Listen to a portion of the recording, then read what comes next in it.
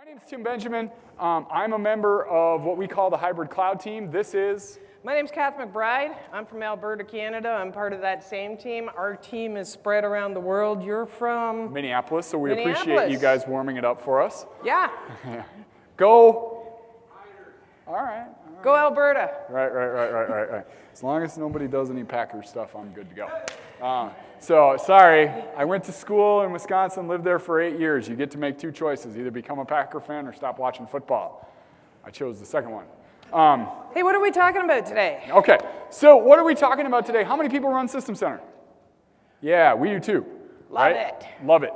So what we're going to do today is really kind of walk through what's new in System Center 2016. We're going to kind of hand back and forth. Kath is going to run the demos. I'm going to kind of walk through the slides. So I get the easy job, she gets the hard job, right? Because for all of you that have run live demos before, yeah, slides always work, right? So I cheated just a little bit, guys. I've recorded most of the demos.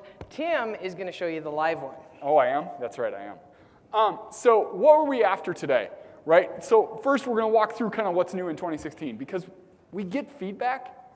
You guys didn't change anything. What did you do? Right? We've got this huge investment in System Center, and Microsoft didn't change anything. Well, so what did we do? Right? The first thing that we focused on, most importantly, is what we refer to as fundamentals. Microsoft has done a ton of changes over System Center over the long haul. System Center is a pretty mature project, right? We've got most of the features that we need, but what we needed was things like scale. We needed things like performance. We needed things like upgrade simplicity. We needed things like reporting. And so we focused on those areas. It's a little bit harder to see that we changed something. Hey, Tim? Yeah? What's this thing called software defined? Yeah, we'll get there in a second. So the other thing that we focused on is the software defined data center. We partnered with our team in Windows Server and Azure Stack in order to make sure that we can manage it. Now, full caveat. You can't manage the Azure Stack Fabric, but you can manage the VMs that will go in it, right? That's what System Center is for. Anything you want to add to that? Software defined's pretty cool. As we get down into it, it's pretty neat, the capabilities that you've got and how you can manage those. Tell me a little bit about OMS, or Ops Management Suite, Tim. So I just spent the last hour doing that, right? How many people went to my session before this? All right, did we learn a little bit about OMS? For the rest of you that didn't go, I'm doing another one, right? Immediately after that. I told you they were out of order, right? So what we did with OMS is that we know that there are certain things that System Center doesn't do very well. How many people like the data warehouse in SCOM? Yeah, exactly. Nobody does, right? The reason is we're essentially trying to report on unstructured data in a relational database system. It doesn't work, right? It's never going to work. It's the way that the infrastructure is designed. And so we took a tool called OMS, and we're starting to augment what we're doing in System Center with capabilities from the cloud that mean that we don't have to have you reinstall and re-architect your entire System Center environment. We can add on to it and give you things like big data reporting without having to rebuild SCOM. So we'll get to that in a little bit at the end, but I'm going to tell you we're only going to cover just a little bit of OMS. And then if you want to come to the OMS session that I'm doing after that, we're going to dig in a little deeper. Awesome. All right, Let's get started. So we're going to go through these three things, and I'm going to just dig right into it. So System Center 2016 is essentially built around the concept of, we've got a bunch of different things. We've got VMM, we've got CM, we've got OM, we've got these things, but they're meant to solve particular sets of problems within your environment. These components address the problems that you will have either in your enterprise virtualization environment, your physical environment, or your cloud, right? Be that a private cloud, you can connect that to a public cloud as well. Those 5 things, provision and deploy, of course, that's VMM, right? Configuration, that's Configuration Manager, right? You also have this concept of things like DSC that we'll get to inside of Windows Server, and our automation abilities where we get to the automate side of the world. But those 2 things start to go together. The monitor side of the world is Operations Manager, protection, DPM, and then our self-service end of the world, which is Service Manager. So, Tim, configuration. Yep. That's Config Manager. We're not going to talk about that a lot in this session. So what we'd like to do is point you to the Ignite sessions. At Ignite, you can get the on-demand sessions. And you can go there and get lots of information about what's new in Config Manager. It's fairly deep on the capabilities of it. And because it's more focused on client configuration, although you can do server configuration with it, we're not touching on that quite as much in this session. Right. That's an important call out here, actually. I think it's important for you guys to understand, right? The System Center tools, with the exception of Config Manager, are designed to operate on your servers. Config Manager is designed to operate on your clients. They both work the other way, but we have to start with a design principle. And it's where we start to fill that gap between the two of them with some of our cloud services to make that work between them. So, Tim, just to clarify on that, that means if I want to back up a laptop, I can use DPM to back up one of those critical laptops, or That's if right. I need to monitor a client machine, I can do that as well? Yep, that's right. You can do that with SCOM or OMS. Awesome. Right. So one other thing, too, we didn't practice this. This is going pretty good. Right, she's from Alberta. I'm from Minnesota. We didn't get together before this. I'm actually kind of impressed. All right, so a little bit about what we do inside a System Center. First, we have to talk about the sources. Let me just put it this way. If you can put an agent on it and it has a TCP connection, we can manage it. It's pretty much that simple, right? Windows and Linux, although I will tell you, we start to augment the Linux side with OMS, right? Specifically, that's an area we're going to continue to invest in the System Center world, but we're actually doing better in OMS right now than we are in some of our System Center tools. Partially because there's this, System Center is aligned from a release perspective with Windows Server. Windows right? Server, yeah, All oh, right. sorry. So it's not aligned with a Linux kernel, where with OMS, we've got a release cycle of about 6 hours. Seriously. In a particular month, we'll release anywhere from about 150 to 300 configuration changes inside the OMS service. So when the Linux Fluent D agent that runs on, that was what we used inside of a Linux machine, updates, we can do it very, very quickly. So I'm curious, who's running all Windows in their environments? We've got a few. All Awesome. Windows, really? Who's running Linux? Yeah. So now you've got a set of tools that will allow you to manage with a common set of tools. Right. Okay? So how many people have heard Microsoft say we're going to manage Linux and it's going to be a first-party thing before? How many people believe us anymore? Right. I wouldn't either. Let me tell you why. So I've been at Microsoft about 10 years. You've been here? About 10. Right. So I've heard this at least 3 times, right, from 3 different leaders since I've been at Microsoft. Right. I heard it from Gates, I've heard it from Ballmer, and now I've heard it from Satya. What's different now? Why should you believe us? First of all, I wouldn't believe me.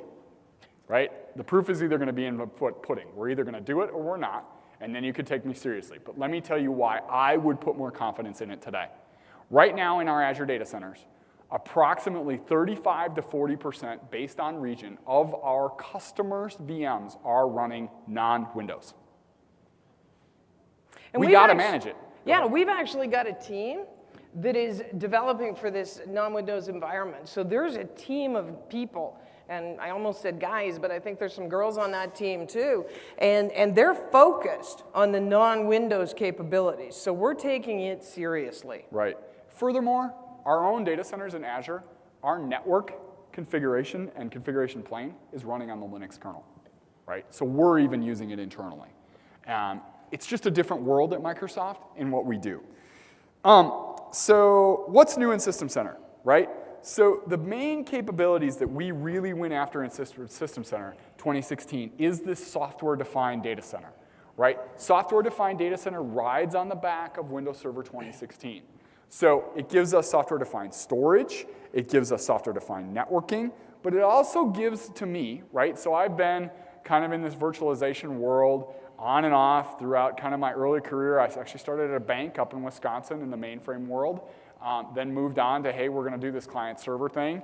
Then, hey, we better start virtualizing this stuff, right? VMware kind of took over the world, and for the most part, until 2012 or 2012 R2, VMware had a better product than we do. We're now at parity for most things. They can do some stuff we can do, we can't do. We can do some stuff that they can't do. It's kind of becoming a commodity. It's becoming what sits on top of that becomes important. That's not in a way to say, hey, it's a commodity now, switch to Hyper-V. I'd love it if you switch to Hyper-V, but if you've got an investment in VMware, why would you do that? For the first time, in my opinion, we have a differentiator. It's what's called shielded VM. We can take inside the Hyper-V platform and protect the guest in two ways. We can make it, no matter if you're a Fabric admin, you cannot get to that VM. Even to the point that we can tie it down to the virtual and physical TPM of the device. And what we can do is called Trusted Fabric. If that VM gets put on a fabric that doesn't match your Trusted Fabric, all the way down to certificates, that VM will not boot up. It will stay encrypted. So that means if I take your virtual machine off onto a USB stick and take it home and try and hack into it, I can't get into it? No, you cannot. Nor, if you get administrative access to that particular virtual machine, can you gain access. Now, how many people are familiar with some of the big in-the-world hacks? Target, the Home Depot, right? What did they do? They got in through a partner door, typically. They elevated privileges. They got at their identity servers. That's kind of the big, like if you look at the big chain, the way that they're after it. Now, I can tell you, I live in Minneapolis, right? I can tell you that if you look at how these folks did this, more than likely you would be in a whole lot better place if you protected that Active Directory or whatever your identity source is so that people can't root their way into it underneath. Now, if they get domain admin privileges and you're a domain admin on the domain, that's a whole different ballgame, right? Yeah, but if I'm a domain admin, I still can't get access to your VM, right? No, you cannot, not from the fabric level. You have to go to the VM, meaning you have to RDP to it, right? You can't get through it from the fabric layer. You can't open up a console connection. You can't open up a network connection from the fabric. You have to interface from to the VM itself. Right? And the VM denies access, it's not going to let you in. So this is a pretty amazing capability, and we've got a lot of customers that are really, really interested in this. I encourage you, I'm not sure what time it is, but there's a security session and the capabilities in security. If this is something that interests you, that is a phenomenal session to either attend or watch afterwards, see the decks, watch it on Ignite. Great capabilities for securing your environment. Right. So we got to, unfortunately, kind of pick up the pace. We kind of got to roll. So a little bit around kind of the Windows Server 2016. We offer the support for the new clustering models so that you can do rolling cluster upgrades, SDN and SDS provisioning, guarded hosts like we discussed. Specifically to the Linux world, we do the deploy and manage, configure Linux clients, and manage them. So that also includes from what we're doing in OMS. You can now write a DSC template that will apply to Linux. Right? So that's going to be coming to your OMS environment. So you write it in that declarative provisioning model, and we can even apply it to OMS. Who knows what declarative provisioning or declarative configuration is? Very few. Okay, I'll make a really simple example. I want you to go write a PowerShell script that installs and configures IIS with the correct ASP configuration on your machines, whether it's installed or not, and never disrupts the VM. Means you got to write the logic. Okay, it's partially installed, it's not installed, there's an update there, it is partially there, part of this role is there, part of there, it's not. That sounds really, really simple, but that's a really, really complex script. Literally, I can show you a script. If you come to my next session, you describe what that is supposed to look like. Role IIS installed, ASP.4.5 installed, these other things turned off, and what's called the local configuration manager on that box makes it so. It's kind of like for those of you that are Star Trek fans, make it so number one, right? And that VM goes off and does what it please needs don't mix to. that up with config manager, the product. Right. It's slightly different capability. Absolutely. So we talked about Linux already and the capabilities there.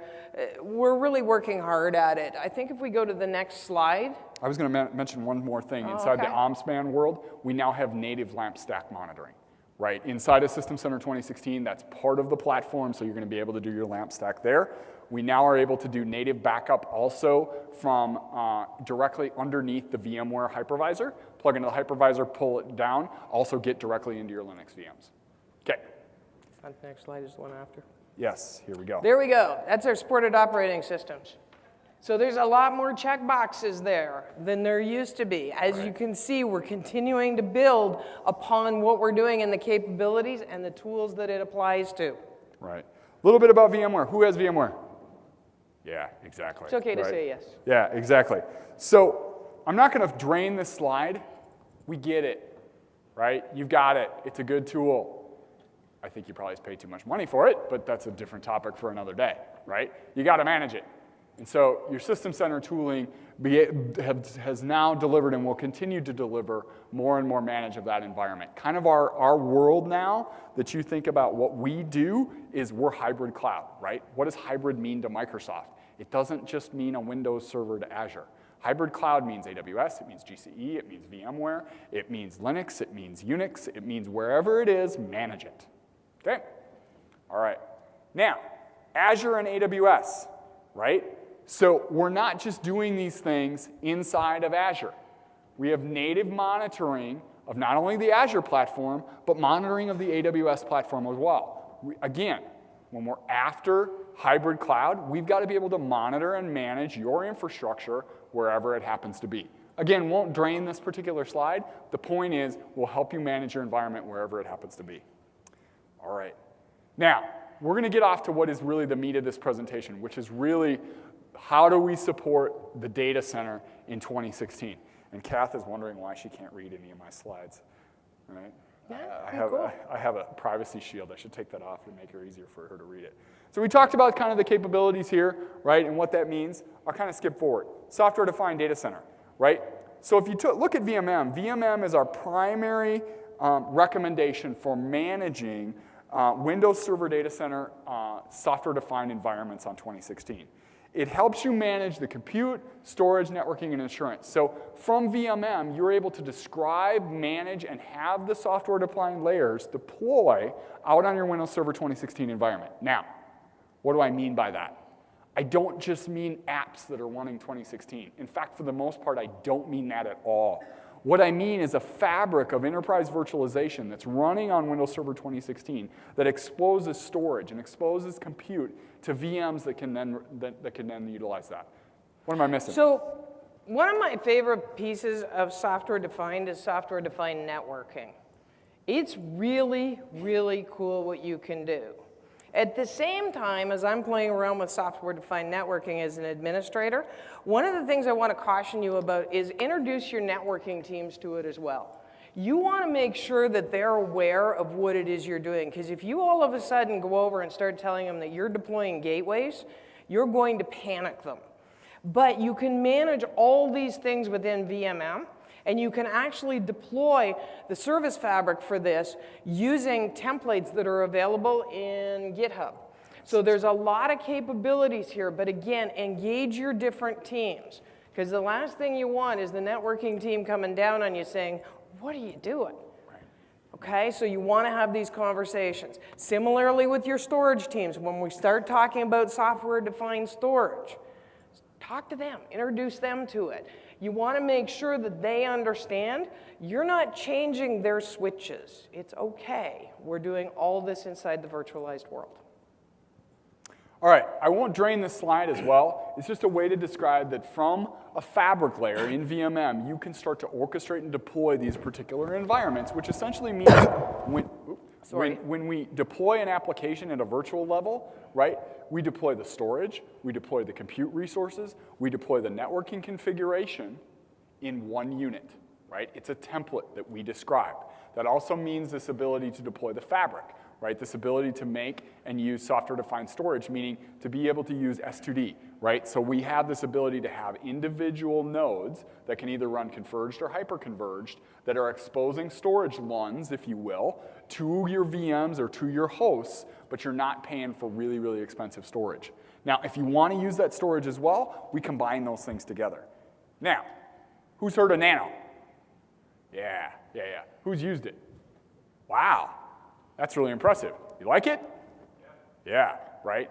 If you've never seen a Windows machine boot up this fast, right? Right, never in your life, right? If you start to think about what this is, the really easy way to describe it is this is a fraction of server core, right? It's a command line only environment that is meant primarily to run at the fabric layer. It takes the bare bones of what we need to expose things like software-defined networking, software-defined storage at the fabric layer. It also gives us some really interesting things around reboot and update management. This ability, literally you can reboot a particular Nano machine in seconds. The biggest problem we usually have is post. Post, if you're running it on physical, can take up to, like, if you look at the percentages, like 99% of the boot time. When we look at reboots, we've actually done some analysis, and you look, if we took and we would have exposed this in 2012 R2, we're talking somewhere between 7 and 10% of the applicable updates would apply to this thing. Now, are your apps going to run on this? Probably not, right? But it can run at the fabric layer, and that's what it's for. Now, we're going to do things like SQL, and you're going to be able to run things like web server and things like that as well. But it's really after those kinds of things. Compute clusters, great for that. So one of the things you've got to keep in mind with this. Oops, I moved forward, apologize. When we designed Windows Server Full, basically what you said is, here's the bucket, here's everything. You figure out what you want. Right. When we designed Core, or our Min shell, we reduced it, because there's a lot of things in there that you may not want, so we took it down. What we did with Nano is we went the other direction. We started with 0, and we said, what do they absolutely have to have? Yep, absolutely. So instead of starting from the top and going down, we went from the bottom up. So it was a different design paradigm as well. Right. One thing I'll caution you, when you throw that CD in, or DVD, sorry, when you throw that DVD in and you go to install Windows Server and you go looking for Nano, don't look for it on the GUI. It's in a separate folder, okay? There's great documentation out there on installing and managing Nano. Encourage you to take a look at it. This is an amazing capability with a very minimal operating system. More stuff on Windows Server and stuff are in other sessions. So specific to this session, what we want to call out, right, are kind of these key things, and then what we're doing with it with System Center. So in this case, what we're describing to you is we can manage and bare metal deploy Nano nodes, okay?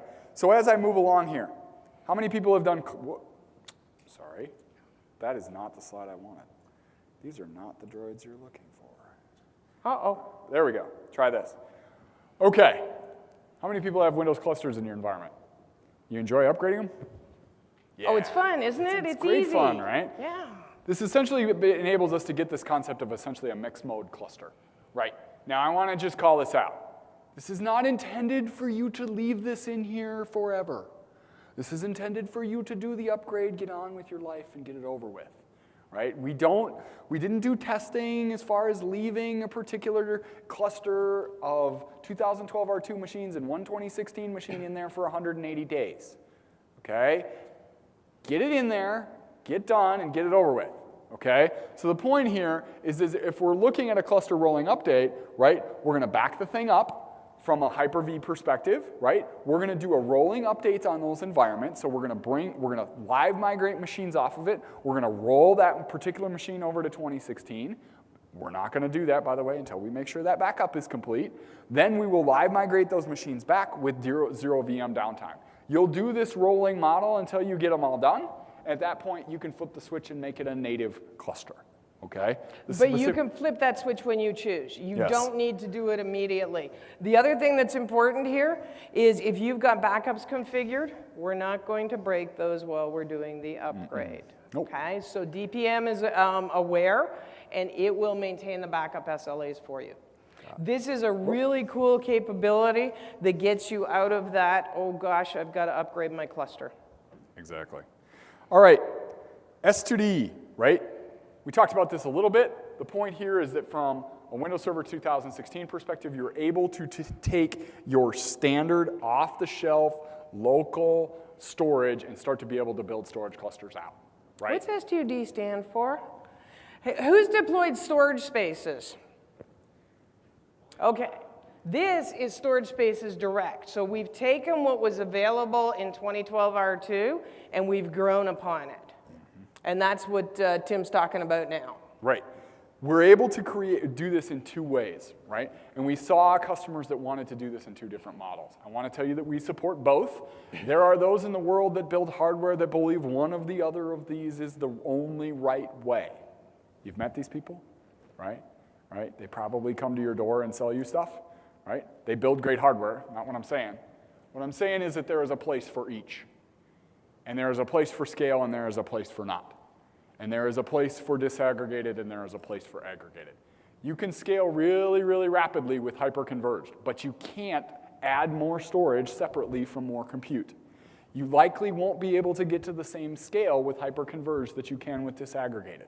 It's just kind of the way the architecture works. We've tested this out, by the way, a little bit at a whole lot of scale in Azure, right? We know what we're talking about when we talk about the difference between hyperconverged and converged. The point is, we can do either way. We can do either cluster type, and you can mix them up in order to build the environment that you need to. All right. So, actually, I think you want to demo this, don't you? Let's not talk of it. Do you want to demo it? Yeah, I'm just looking at what it is. Hang on, just keep going. Okay, all right. Just keep going. All right. So here, we're gonna do a demo on creating these clusters and how we do this with S2D. Now, this is a video that I'm gonna talk you through. Yours. It's on yours too. It is? So here's my cluster nodes that I want to use. And as you can see, I've got Atlanta and Seattle. All right, I want to create a new S2D cluster. And I want to use these guys to do it. So here's what I'm going to do. There's my storage that's available. I've got similar storage on each of the machines. So I'm going to click on Create Hyper-V Cluster. Going to give it a name. This should look fairly common to you, okay? Keep in mind, I'm doing S2D, software or storage spaces, direct. I click on that. That's it. It's going to enable storage spaces, direct for me. So by clicking on that, it's going to create the global pool and the tiers for me. All right, click Next. The rest of this should look fairly common to you. So we haven't changed a lot other than that one little huge tick box. All right, I choose which hosts I want to include. I'm going to include all 3 of them here. I need to give it that static IP that's required by the cluster. There we go. Now, if I click Finish, off it's going to go and create that. It takes a couple of minutes, so what I'll show you is this other cluster over here. All right, and this is where I've created that. So let's go into the properties. All right. I can now create my volumes. So remember, this is storage spaces direct. I simply give it a name. Click Next.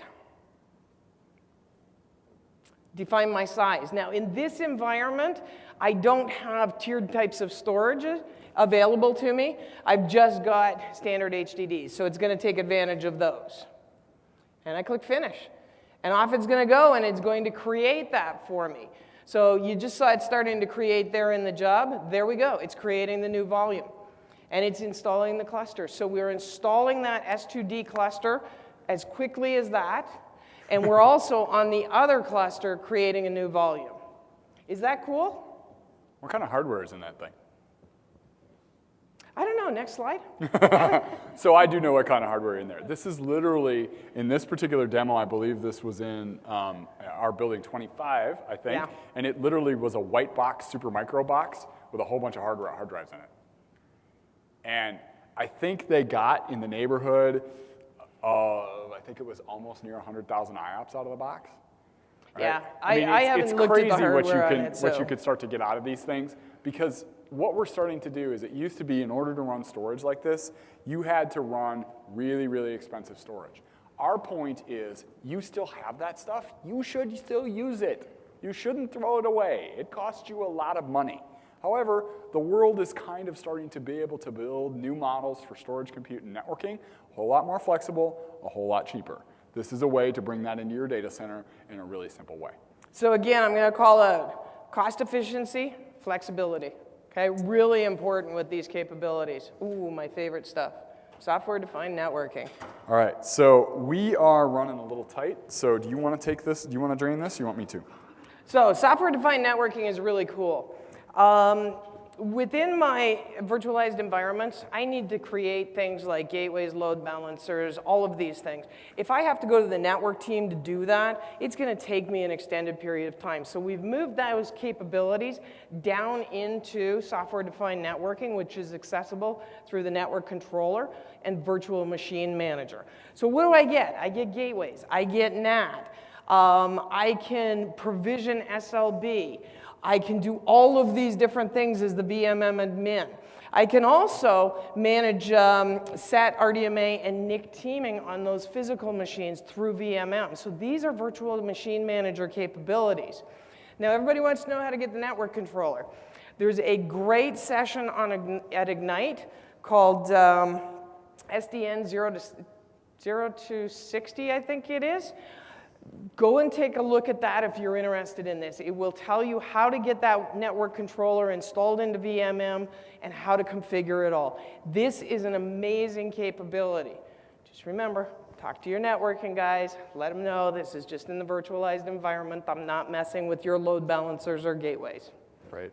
If you describe this, though, to your development teams, this allows them to describe essentially the network components of their application, the firewalls, the load balancers, inside a virtual environment so that when they deploy this thing, they all deploy it in the same way. It's just virtualizing those components at the network controller level. Also, anybody running WAP? Windows Azure Pack. Yeah. So you're probably wondering what the heck we're going to do with it, right? Now that we got this Azure Stack thing? Yeah? No? You don't know? You don't care? Yeah, you want to know? Yeah, we're going to update it, right? We're going to make sure that it runs with 2016 as well, right? So if you've got an investment in that, we're going to continue to bring that along so that you have that kind of what we call enterprise virtualization, that traditional model that you're able to support it. You probably heard me say this word enterprise virtualization. I introduced that topic, and I never described it. By the way, that's Speaker 101. Never do that, right? Enterprise virtualization is what we refer to as traditional virtualization. Notice I did not use the word legacy. I did not use the word legacy. I used the word traditional. That's VMware. It's Hyper-V. It's KVM, right? What it means is essentially I'm taking the stuff that used to run on physical, and I'm running it virtually, right? I can build clusters at that level. I can do all kinds of things. So wait a minute, Tim. What's Azure Stack? It's not enterprise virtualization, first of all. So rule of thumb with Azure Stack, because I've had people tell me that Azure Stack is going to be able to like take care of their kids, change their kids' diapers. They're going to deploy the first, driving car. They're going to take Tesla out of business. I've heard the craziest things you've ever heard. Trust me. The first rule of thumb is that in Azure Stack, if it's not in Azure, it's not in Azure Stack. Okay? The other rule of virtualization, if it is in Azure, it can be in Azure Stack, but it won't necessarily be. It will also always be a subset. So, how many people want to be able to run clustered Windows or Linux machines inside their virtualization environment? Can you do that in Azure today? That's not enterprise virtualization. Azure Stack is meant to deploy cloud workloads on-prem. They are cloud-based workloads, born in the cloud, services that are meant to run in a loosely coupled manner. That's the difference between enterprise virtualization and cloud on your prem, aka Azure Stack. Okay? So when I say that word, that's what I mean. Shielded VMs, we talked a little bit about it. Essentially, it means that you can't get access to the VM. I kind of took a tangent there. I apologize, but I felt like I needed to explain that. From the host level. I think you have a demo for this as well? Yep. All right. Now that I know all the videos are here. I looked after all this. All right. Maybe. It won't click. I have a There shielded we go. mouse. Okay, She so we're can't back click on it. that cluster. All right, what I want to do is I want to deploy a shielded virtual machine. So I'm going to click on New or Create Virtual Machine.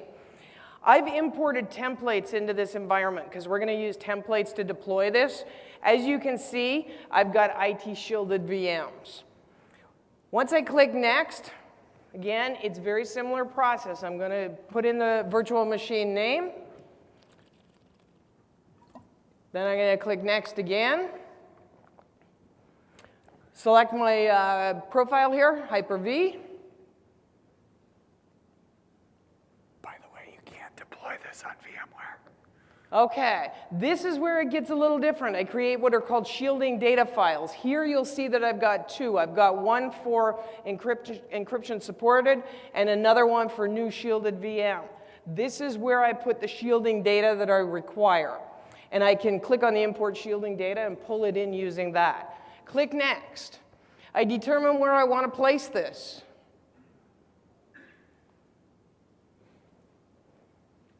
Click Next. Now, we all know the rating system. What you're going to see here is in this rating system, I have 5 different possible locations showing. The bottom 2 are gray. Why is that? That is because I can only put shielded VMs on host servers that have Host Guardian service installed on them. So it actually does a check to verify that that is installed on those servers and gives me these 3 options. I'm going to take the top one. Again, click Next. Now I can create my shielded VM. So as quickly as that, I can deploy a shielded VM in this environment. I'm not going to do that. What I'm going to do is go over here and take a look at one that I've already created previously. And I want to pick the one that is stopped. No, I want to pick the one that's running. All right. I want to connect to it. Now what you notice here is all of a sudden I can't connect via console. Why is that? I have to provide credentials to get onto this virtual machine. Remember, the administrator can't get to it. Now there's a lot of things I can't do with this virtual machine. I can't take the VHD home and mount it and get into it. Not going to work. So it is a shielded VM that is protected within your environment, and as quickly as that, you can deploy these. Thanks, Kath. So a little bit about the shielding data. Think of it this way. This is kind of like your root key, right? It's that beginning seed that allows you to encrypt it. It's also all the credentials of who can and who can't have access to it. It's also the way, by the way, if you're deploying this thing, that's an approved template. And those admins don't have access to change it, right? And so it gives them a way, essentially, to deploy a set of credentials, if you will, without knowing those credentials. Same thing that we do within Azure for things like Azure Key Vault. All right. SCC VMM, we actually went through all this. I'm not going to, this is just a summary of those things. Monitoring the software-defined data center. So we're talking a little bit about insights and alerts. This is this concept of the mashing together between Operations Manager and SCOM. And so, excuse me, OMS and SCOM. Wow, you can tell it's already been a long day and I'm not even halfway through. Okay, so when we look at how we need to monitor these things, there's just a huge amount of things that we need to go after. We need to be able to look at the fabric level, the storage level, all the way down through. But we also need to be able to start to look at the exhaust that we have from these systems, the raw set of unstructured data that comes to it. That's where OMS starts to layer on top of that, along with this ability to look at things like change tracking, this ability to look at things like update management across your environment. Also gives me this ability to have reach into places that are a little bit more difficult for SCOM. But most importantly, we couple those 2 things together. If you've got SCOM agents deployed, you can literally connect at the, via your management console, connect your SCOM infrastructure to OMS, and select the machines you want to start reporting inside to OMS. No additional agents to deploy in order to deploy that data. So it's a really simple way to be able to continue to use what you have and start to get to those new capabilities for those machines that you need it for. You'll start to see a pattern here. We do have a a SCOM agent for Nano server. It is, as you might imagine, a little bit smaller, right? We had to do some things. First of all, full .NET doesn't run on Nano server, so we had to use .NET Core, right? It also gives us the ability to support the workloads that are supported on Nano server. So we didn't take we didn't back up the truck to the old SCOM agent and just dump it all into Nano, right? First of all, it wouldn't work. Second of all, we only supported the things that are supported on Nano. So it gives us this ability that you can still monitor at the fabric layer inside your Nano environments. And keep in mind that the Nano compliant management packs have been updated to use PowerShell instead of VB script and those capabilities. So for those of you that did pro monitoring in VMM in the 2012 R2 days, we no longer have a dependency on the VMM management pack and the configuration therein, right? So we've taken this configuration that we have inside of SCOM 2012 R2, and now we can start to view the storage at that level. So we're able to go and monitor your software-defined storage without the VMM management pack. Now, you could still add the VMM management pack, it just simplifies some of that configuration that you used to have to do. Monitoring of storage spaces direct. The point of this whole slide, I'm just going to make it really simple. You've got a whole bunch of stuff that you're going to have to monitor that makes up storage, right? And In the past, what you would do is you would perhaps connect it to the Fabric controller on your SAN.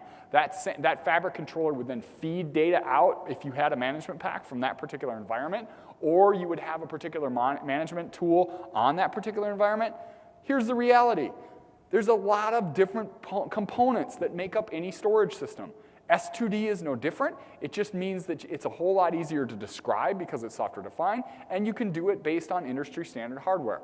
We monitor the whole thing, right? And once you do that, you actually get to a really pretty view. How do you like those apples? So this is the S2D management pack that's available, and what it's giving you is a view into all those things that Tim just described. You can click down on each of these and go into additional details to get more information. The team has worked really hard on this thing, and it does a great job. So I encourage you, if you're doing Storage Spaces Direct, take a look at this management pack. It is phenomenal. Absolutely. Now, as the management guy in the room, I am the whatever you call it, the token management guy in the room, right? Coming from, all I focus on most of my life here nowadays is OMS. How many people have ever been able to make a dashboard like that in SCOM? All right, who said it? Not without cheating or not without Savision or some of these other tools. These are some of the things that you're able to start to build for yourself as well. Now, we did some pretty cool things in here. We brought some pretty cool engineers to go build this stuff, but this is a way that you can see how we're able to do these kinds of things as well. You're also able to do extensible network monitoring. Who's doing network monitoring inside of SCOM? Okay, you like it? It's not bad, right? It's not bad, right? We don't have enough devices out there, those kinds of things. So what we've done is we've tried to make it a whole lot more extensible. Essentially, if you have any SNMP-enabled device, we're able to manage it. You can then take the MIBs that come from that particular environment, import them, and we'll start to get richer data about them. Makes it a whole lot more extensible, makes it so you could even extend it a little bit. It also doesn't make us dependent on the network environment, the network people that want to sell their management tool, right? So that you can start describing it inside of SCOM. It also means that you don't have to wait for a management pack, because now with these new capabilities and this level of monitoring, you can just do this yourself. So you're not waiting on us or anybody else. Absolutely. Now, I won't get to it in my OMS session, but one of the things that I would ask you to go do, if you're really interested in network monitoring, we have this thing called NPN, Network Performance Monitoring, inside of Operations OMS. Too many operations names.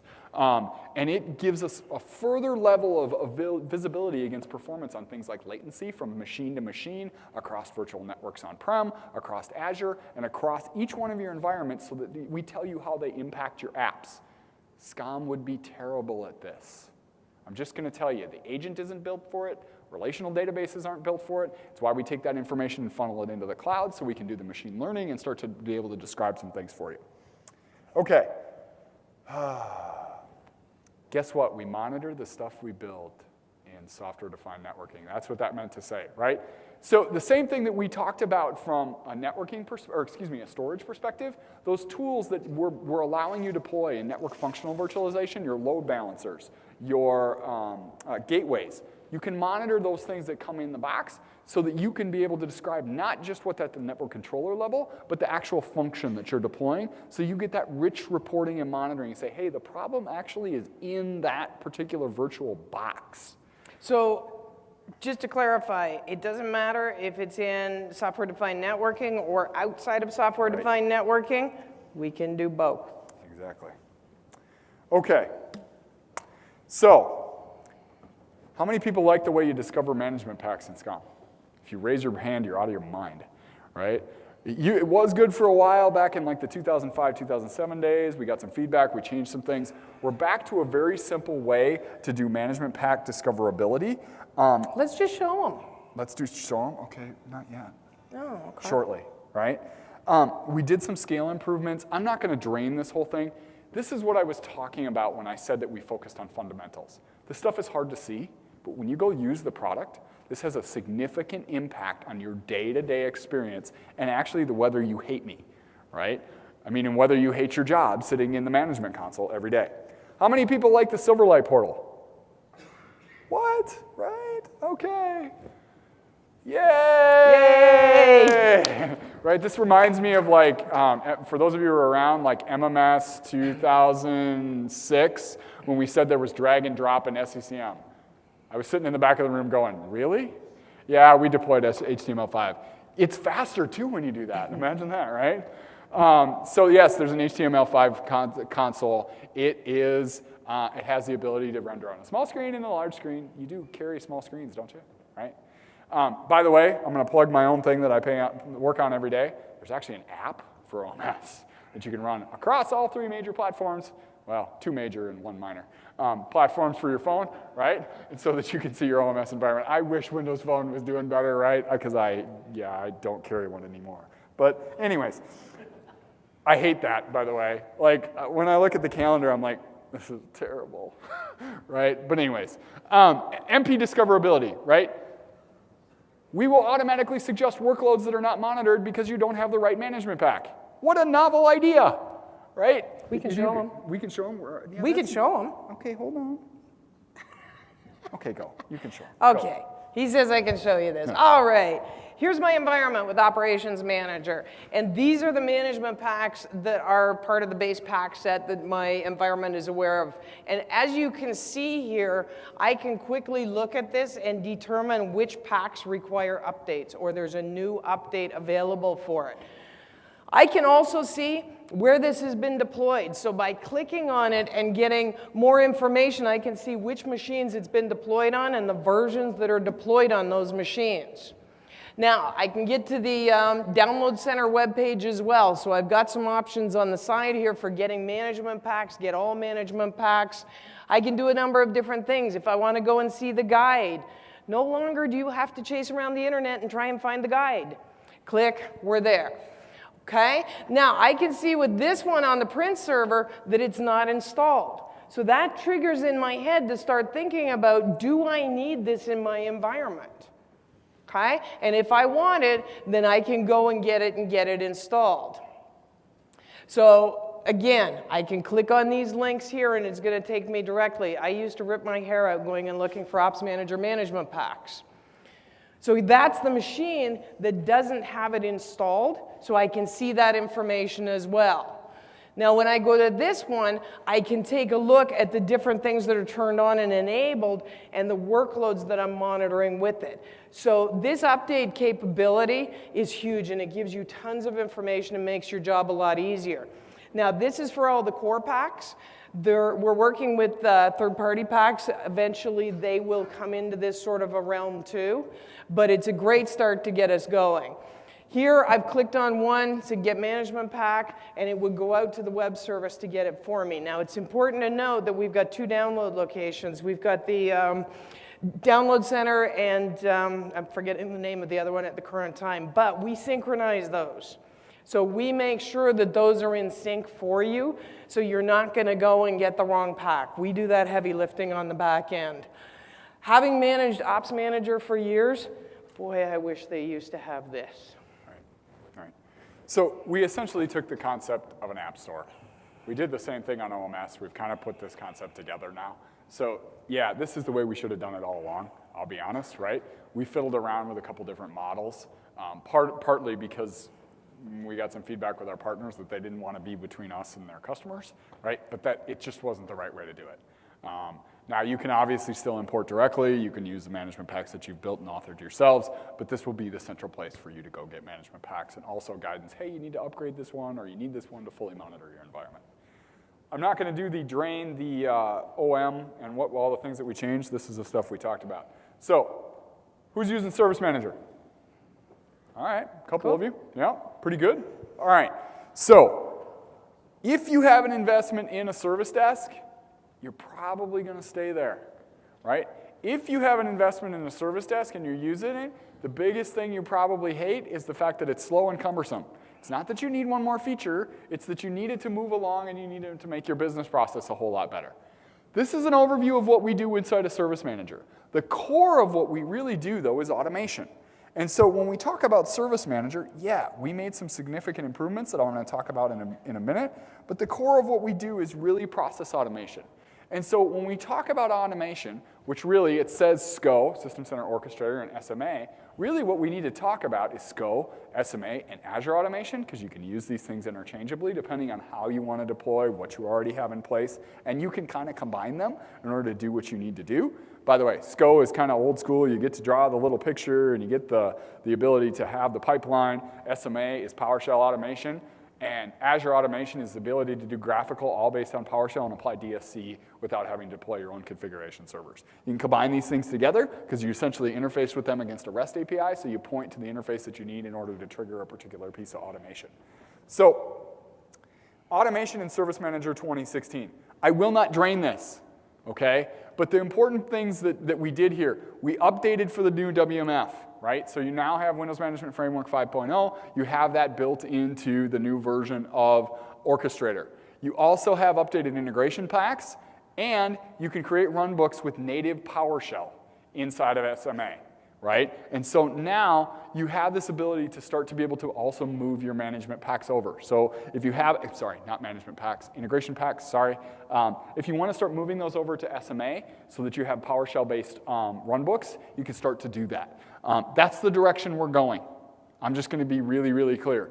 We're going to go to a PowerShell-based world. We're going to go to a world that you can use things like the gallery so that we can make this more extensible. It's kind of the same problem we had with the network world. You had to build an integration pack in order to manage this thing. You had to have the people using it, but it was chicken and egg kind of problem. So we're going with PowerShell. Because, I'm going to tell you just a very quick story. I think we've got the time, right? I had a customer. They called a particular virtualization vendor. And they said, I'm having a particular problem deploying a set of VMs. Well, how are you doing that? Well, I'm automating it. Well, what are you using in order to do that? I'm using Microsoft System Center Orchestrator. The next thing that they heard was a long tone, right? They just hung, I mean, you weren't going anywhere. That particular customer then went and started to use SMA. Actually, what they used was Azure Automation. They took the PowerShell that came from that particular virtualization vendor. They dropped it right inside the Azure Automation portal, which you could do in SMA as well. It imported that. They wrote the PowerShell that they needed to in a graphical way in order to automate the building of those VMs. It still didn't work, right? Because there was something wrong. They called that particular vendor back and they said, oh, I'm still having the same problem. Well, how are you doing it? With your PowerShell. Totally different service experience, right? And that's kind of one of the advantages we give to you. When that particular third-party vendor updates their PowerShell or we update our PowerShell, you get those things. You just drop them into your automation environment.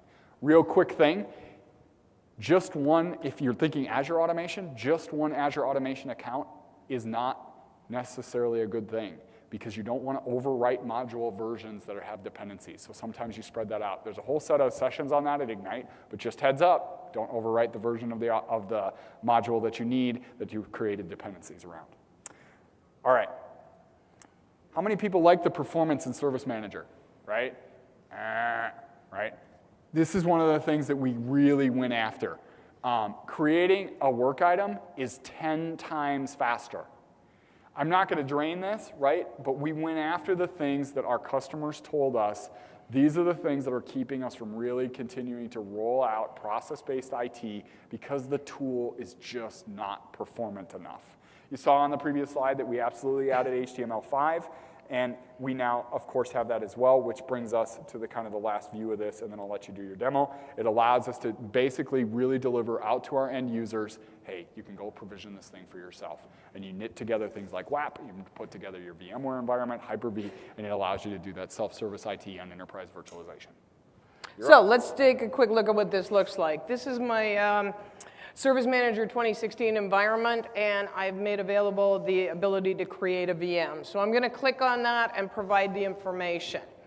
Again, we put in the information such as the machine name. We determine how much memory we want, the number of CPU cores that we want, and the version of operating system. So I go down through and select those. And you notice this is a pretty quick interface. It's moving along pretty snappy. I can schedule backups by clicking on that little box if I choose to. I'm not going to here. I'm just going to deselect and submit. So here's what's going to happen. It's going to go off, and it's going to do its thing, and it's going to create this virtual machine for me. So what's that look like? Okay? Here we can see my new request has gone in, and I can see the status of it. If I want to put in additional user input, I can put that in here and add that information. Okay? Well, you can see it's fairly quickly updating. So here, the status change has taken place. Now, where'd my demo go? Did I kill it? I think you did. Darn it. We're trying to do two things at once. There you go. You still good? No Machu Picchu. Thank you. All right, this is what it looks like in the back end. So this is using SMA and the integration with Service Manager. And what I've done is I've created a runbook for provisioning a virtual machine. As you can see here, those fields that we had to provide information for, we've put those in as parameters. Further down through here, you can see where I've provided the information for what are the acceptable parameters. So the operating systems that were available in that dropdown, I've listed them here. Okay? Then my last two steps, create a new VHD, and then create a new virtual machine. So this is the integration between those two technologies that allows me to do this. And I got a little bit ahead of it there. So we'll just give it a second, and we'll flip back over here. All right, so there's my virtual machine that's been created, and it's in stopped mode. As quickly as that, I can see it in Virtual Machine Manager. So this is my view there. I can see the storage that's been created. It's been defined exactly as I requested. Okay, 4 processors, 8 gigs of memory. That's the user that created this.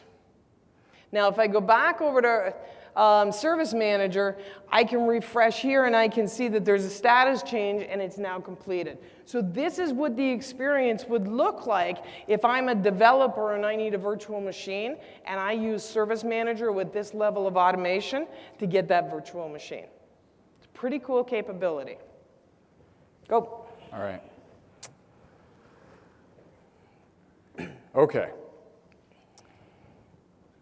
Quick roll up on what we did within an SMA and Service Manager. Important things to call out, right? First of all, for your authoring, I don't know that I didn't hear you say this in your portion, but the PowerShell ISE has a plugin that goes directly into SMA. So now you have that integration. It also helps with your development chain, right? So now you're not just immediately overwriting. You have a draft state. You can have this concept of, which branch of my development that are we using. And so it really helps you not to overwrite the production automation that you have out there. DPM. Okay. So how many people use DPM? Okay. What do you use it to back up? Just yell a couple out. What kind of servers? What kind? VMs? Yeah, what kind? Windows. Yeah, right? Microsoft-based workloads. Who knows? Does anybody know why we created DPM? Anybody know the story? Nobody knows? You know the story? Okay, yes, I told it before. You cheated. You were in my last session. So true story, for Exchange 2003, one of our largest Exchange customers in the world is an energy company, refused to upgrade to Exchange 2003 and tell their particular backup vendor supported Exchange 2003, okay? That particular backup vendor was mad at us. If I recall, it was somewhere between 18 and 24 months that they took to release that. They dragged their feet. That particular 18 and 24 months cost us tens of millions of dollars, right? And we said, never again. And so we recreated our own backup tool. The point of this backup tool was to support Microsoft workloads when we shipped them. So when Exchange shipped a new version or SharePoint shipped a new version, we got this item level recovery stuff. But now we're kind of hopping into a new world. And that new world is we don't just need to do the Microsoft stuff. We need to do the Hyper-V stuff. We need to do the Azure stuff. We need to do the Linux stuff. We need to be able to take app-consistent snapshots. We need to be able to pump that stuff out to the cloud or be able to pump it out into other storage services. Long story short, we're kind of starting to finally grow up DPM and make it into an enterprise service, right? Now, I want to be really clear. DPM and our backup strategy is as tightly coupled as any of our other solutions to our cloud motion. We know that in order to really make this thing sing, we really want to provide you backup as a service. What do I mean by backup as a service? Well, come to my next session, right? But the long and short of it is, I don't want you to have to maintain your backup environment. I also understand that you probably don't want to replace your backup environment. So this is meant to augment. It will usually start either at the fabric level that you're running within Azure, on-prem that's based on Windows, and you might be running Linux and Windows Virtload, or it's going to be based on what you're running in Azure today, and you need to be able to do native backup there. It's usually the way most of our customers go after it.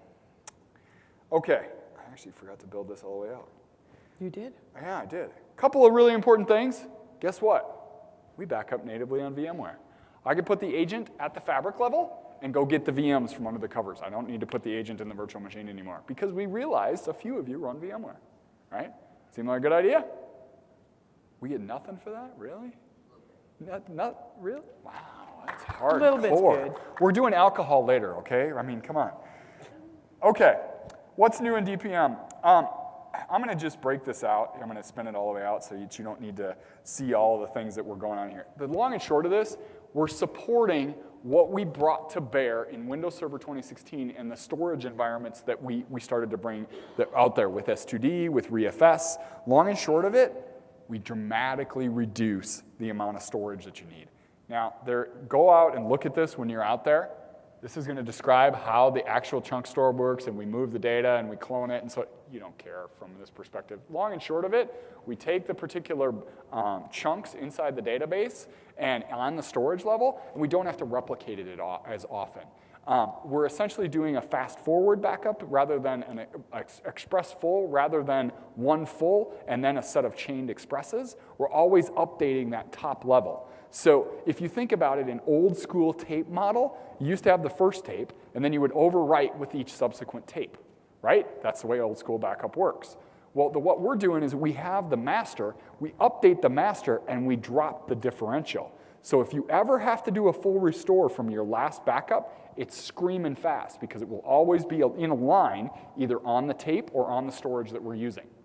Okay? So that was those last two chunks that you saw float over. That was the differential, and it just pulled those across. You want to do this demo? Yeah, so I'm going to whip through this really quickly. This is just DPM. Now, we've got our existing type of storage, and then we've got our what we call our modern storage. So if we take a look here on these two different backup devices or locations that I've got, this is my existing. And it's taking 76 gigabytes to be able to back up the data. Now, if I go over to my other environment, I'm backing up exactly the same data. That's what's important here. If you take a look, it's a little hard to see, it's down to 61 gigabytes. And that's because of the new backup capabilities that we've built into this. Now, the other thing that I want to point out here is about our protection groups. So one of the things we can do is define protection groups for SQL, where we can back up to faster storage. So we can take advantage of moving SQL off to that and making things a lot quicker. Rather than, I don't know, do we have time to go through this whole thing? You know what? We're going to skip ahead. If you want to see this, I'll have it later at the Ask the Experts, which I highly encourage you guys to go to. And I'll show you what it looks like there, because this will take a couple of minutes, and I know Tim wants to show you OMS. She knows me well, right? All right. I'm just going to build this all the way out. Really quickly, I'll give you kind of the thing that I said in my previous session, and I'm going to do here in the next one. Most of you spend your day-to-day lives managing your infrastructure, managing your management tools, managing the storage, managing what you have out there. But when you go to try to describe that to your business leadership, they're like, I don't care, I just want my app to run. And you're like, but you need this thing to run the app. And they're like, la, la, la, la, la, right? And then they go off and they do things like, well, these IT guys are a bunch of morons, and so I'm going to just go start creating VMs in Azure and AWS, and I'll do whatever I want. And then that particular VM or service blows up, and who do they call to come fix it? You guys, right? So what we want to be able to do is we want to be able to take you guys out of the business of managing management tools. We want to be able to give you as much management as a service connected to the assets that you already have, Microsoft and not, to be able to augment that, to give you time to be able to do the disciplines that only you know best. For example, I have a very large retail customer. They're doing monitoring of all their particular environments. They're not building an Elk stack. They're not building a monitoring tool. For those of you that have ever done things like Elk or deploying a Splunk environment, great tools, right? Really hard to deploy and maintain. But what they've done is put the intelligence in because only they know their app. And they've spent the time to put together the alerts and the visualizations that they need because they got time back that they didn't have to monitor it or back it up or do those sorts of things. So that's OMS's value prop. But we also know that, frankly, System Center is a very mature solution. Very mature. You cannot replace System Center with OMS. But we also know that System Center is grounded in a set of infrastructure and architecture choices that limit certain things we can and can't do. And so we augment these things so that we can apply cloud principles to your existing environments.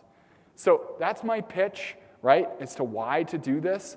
I told this story earlier. I've got 2 customers that I know very well. They have approximately 10 admins that all they do is manage SCCM. They don't deploy things with SCCM, they manage SCCM. Now, they have over 300,000 clients each that they're managing under SCCM, but think of that investment. What if you could take these people that are probably the most talented people they have in IT and have them actually work on doing the configuration instead of managing a management tool, which in reality, in the way that you describe it to your business, they're like, what's SCCM, right? So that's kind of the pitch of how we do this. What's available now, right? Specific, I'm talking specific to what we augment within System Center directly. All this stuff plugs together. If you want to know more about it, come to my other session. But we think about taking data, that non-structured or semi-structured data that SCOM just struggles with, getting that up into OMS so that we can start to do log analytics, do searches, do correlation. We also start to be able to get this network performance monitoring that we talked about earlier. And last but not least, the SCOM assessment. The network performance monitor is essentially a service, right? We put the agents kind of all over the place, and what it does is it starts to determine the subnets and paths, looks for faults, it starts to see the latency between those systems, and then as we apply it on things like what I'll show you, a service map, it allows us to say, hey, you're having a particular problem, and here's why, right? This network this network path isn't operating properly. And by the way, this isn't just on-prem. This is back and forth to Azure. This is across your WAN. This is out to AWS. So we're able to see all these worlds. All right. SCOM and NPM. All right. The other thing we get asked for all the time, now, she does videos. I'm live. All right. This may or may not, yeah, I had to. I couldn't. I'm sorry. I couldn't resist. If I can find it. All right, so I'm live, but I did pre-cache all my pages. So what this is what we call a solution pack.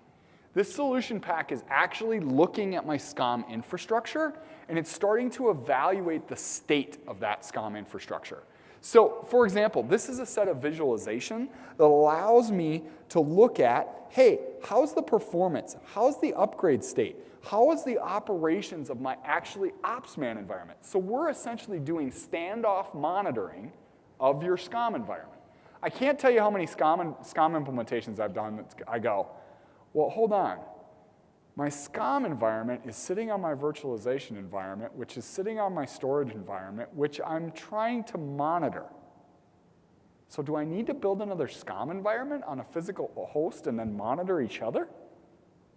Boy, we were talking about things that were hard to describe to the business that bring business value. This kind of puts the cherry on top of that cake, right? And so essentially, we're giving you standoff monitoring and this ability to do baseline and configuration and say, hey, the configurations that you have within SCOM may or may not be right. Now, I did not check to see whether network was operational, so we will see how well this works. But for example, when I go into one of these things, it says, hey, you haven't rolled up the latest update. Here's the update. Here's the machine we're talking about. Here's the impact. Here's a little bit more that gives you the links to the particular environment. Hey, you don't have the manual agent installation settings configured. So it's giving you this guidance around your environment that we're able to update in real time. This is just one of the examples of what we can do in order to bring you that experience. Now, I do want to show you one other thing, if I can find it. All right, let's go here. Okay, I got woke up this morning, 5 a.m. This is a fictitious story. I didn't get woke up at 5 a.m. right? If you wake me up at 5 a.m., I'm generally not very happy. But I got woke up at 5 a.m. because my particular app is down, right? The help desk lady called me, right? Or the help desk guy, right? Whoever that is, and they're generally not very happy when they get to call you at 5 a.m. either, right? Hey, this app is down. When did it start? About 10 minutes ago. Okay, so what I did is I went into a tool here called Service Map. And Service Map, we're essentially taking data off of your SCOM agents. We're running it out, in this case, either bouncing it off of a gateway or we're bouncing it directly out to the internet. It does not go through your SCOM environment. If we put it through your management servers, we would tip them over. However, we do all the configuration on SCOM. I am then seeing inside this particular VM, right? This, by the way, notice, is this Windows? No, this is Linux. This is a Tomcat server. I'm able to see real time the performance of this particular machine. I'm also able to see how this thing is configured. It's sent. These are the dependencies that it has, number of clients. Hey, it's got some failed TCP connections coming off of SSHD. I can start to look at change tracking. What things changed in the last particular period of time? Now, I should tell you, it's later on in the day. And so let me tell you what I did this morning when I got that call. So the first thing that I did is I said, okay, when did you say it started? Oh, it started a little bit before 5 a.m. Okay, let's see what changed. So I'm going to go back here, and I'm going to say 4:55 a.m. And I'm going to ask this environment to tell me what changed. So I'm going back in time. I'm asking this particular monitoring solution to tell me at that time what changed. So I'm going to go over here on the right, and I'm going to look at changes, okay? And I'm going to tell you there is a particular process that was added. It's called backup.pl. That particular process, backup.pl, is making this server run, it's going to tell me, hopefully, at 100% CPU. If I would pivot over to my search window here, which I would have done when I did that, oops, too far. I had already done part of this demo for those of you that had saw it before. What you'd show is that this thing was added, this process was put there, it's never been there before, and it's making my machine run at 100% CPU. Then I would have pivoted over to the same environment in security, and I would have showed you, let's say if this, by the way, this is totally fictitious, this is not a real thing, but if there was a red dot here on my security view, I would have said to you, this particular backup.pl, which is Python, pretty sure my backup tool doesn't run in Python, is sending data out to a known malicious IP based on the security graph that Microsoft knows as the most attacked private entity in the world. And we say, look, we see the TCP connection, we see this process, we see it sending data to an IP we know is bad. And I was able to go back in time and tell you exactly what changed, look at when they logged in, what they executed, and say, this is what's wrong. I then have all of the automation environment to be able to say, next time this ever happens, shut it down, back it up, restore it, use Azure Site Recovery, which is essentially SRM as a service, to bring this machine back to the way that I need it. That is my really fast introduction with OMS. Now, we've had all this data and all of this automation in SCOM and SMA before, but we've never been able to put it together at scale. Because doing this kind of a data analysis real time, doing this kind of reaction, means that you need to first of all have the ability to do this relational data. Which, by the way, when you go to your manager and say, hey, I'd like $100,000 to buy some more SCOM hardware, they're going to laugh at you, right? Where you just tell this, here's the amount of data you need, you can either pay per node or per gig to get just the data that you need. These are just some of the things that we're starting to put together where this is triggering DPM, it's triggering Azure Backup, it's triggering Site Recovery, where I can start to do update management. I'll pause there. We're running out of time. I think we're actually there. Yeah. I unfortunately have to run to another session. I'm back to back to back. I'm going to talk to somebody later about that. And I have to run to the other side of the building. But we have, hold on just a second, sorry. Sorry to cut you short. I just know that you've got to run over to that other session. We will both be at Ask the Experts tonight.